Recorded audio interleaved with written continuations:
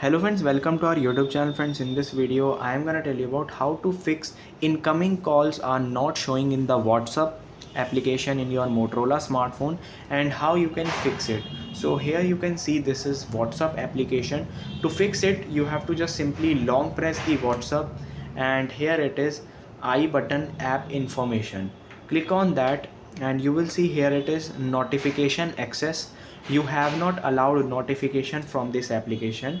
So when you just enable this, you have to enable all these options like group notification, message notification, critical app alerts. By enabling all these, so you can get call notification or message notification using these. You can see allow notification dots. You have to allow all these. By enabling this will solve your problem. I hope you like this video. If you like this video, then subscribe to our YouTube channel for more helpful tips and tricks videos. See you next time.